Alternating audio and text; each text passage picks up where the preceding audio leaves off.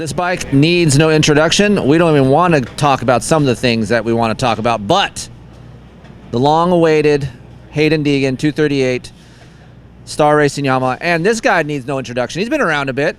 There was some bonding going on here just a little bit ago with JB10, but introduce yourself.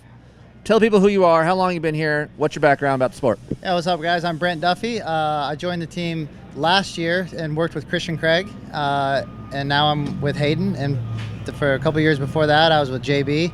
Shoot, 6 years before that. Yeah. So I've been wrenching about as long as Haiden is old. Wow, that makes me feel old. Yeah. I've been asking some mechanics these questions, and this is an important one. Okay, you ready? Yeah.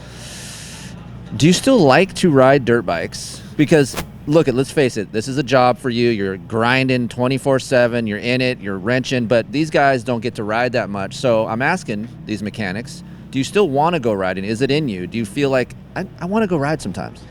I've always had a dirt bike. I grew up racing, and I had a really sick Honda 250 when I was with JB, and then after Christian won the championship last year, I used some of those funds and got a 22 YZ250 stroke. So I want to ride all the time, but the schedule makes it a little tough. But yeah, we ride as much as we can, and actually with such a large team, there's a lot of guys on the team, mechanics that ride. So we got a good crew of us that our weekends off, we're always finding local tracks.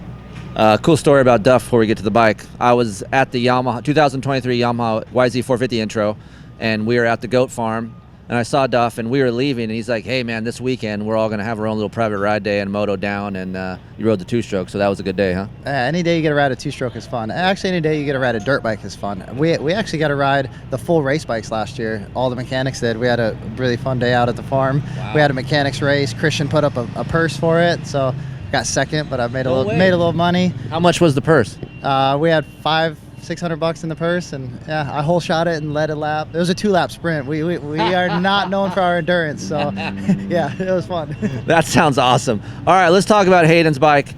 We talked a little bit before we started this video, and you said this is a full amateur spec. This isn't a pro spec, so both Futures kids here are on full amateur specs. Yeah, these are Haiden and Dax. They're on their Mini-O's bikes. These are exactly the same bikes they had there. We've got different suspension on them, but these are the Futures rounds. The claim rule exists, so these are.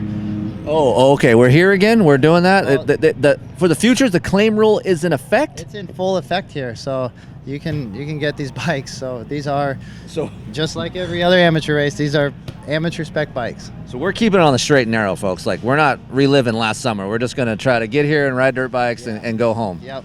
You can take this thing. So what is the big difference when you say amateur spec and pro spec? What are some of the key points that makes the bikes different? The engine, that's a big one. This one runs a GYTR head, and you can buy this full head, intake, ECU, everything from GYTR, and that is the spec we have on this bike. We put it on our dyno and mapped it to Pro 6 and our exhaust, and try to get every little bit of horsepower we can out of it, but it's a customer-based engine. Okay, so does he get much leeway when what he wants out of the engine? Like, they say, hey, I need a little bit more bottom end. Can you guys provide that and kind of adjust that? Yeah, we can do gearing stuff, and we can change the map here and there, and we have different exhaust options. So we can tune to where he wants it, but he's not picky, and the bike's really fast. So he never comes off wanting a faster bike. And are you guys running Vortex ECUs, so that's kind of where the tuning comes in? Yeah. Our Brad Hoffman, he does all our mapping, and the guy's a wizard on it. Yeah, he makes them perfect. Okay, so suspension-wise, obviously production rules in effect for 250s and amateur spec. So what does Haiden want out of his suspension? Is he stiffer? Is he a softer kind of guy? Does he want to have that front end feel? Is he a rear end? Because I know he hangs it out, so I know he's off the back a little bit. Yeah, he hangs it out. He's a pretty stiff guy, but he's super light. So we've given him a lot of options this off season or preseason, whatever you call it. And he's tried Christian Craig setup, Justin Cooper setup, every setup we've had imaginable. He's tried it, and he's so new to it. He's so young. He doesn't really know what he wants. So we've given him all these options to explore and kind of build his own preferences. And I'll say he's on the stiffer side, but it's really not that overly stiff. Yeah, he steers. He doesn't steer with the rear as much as you think it would. So he wants a bike that turns really good and is just plush. Are they on stock offsets here? No, not on stock offsets. Okay. So they're different little offset. For Supercross, obviously you want to bring that front wheel in a little bit so you can turn, but have that rear wheel back. Do you guys have a measuring point from the pivot bolt to the axle where the kind of optimal measurement is? Yeah, we've tried a bunch of stuff, and that's kind of where our gearing comes in. Is you get a length that the bike works really well, and you try to maintain that length.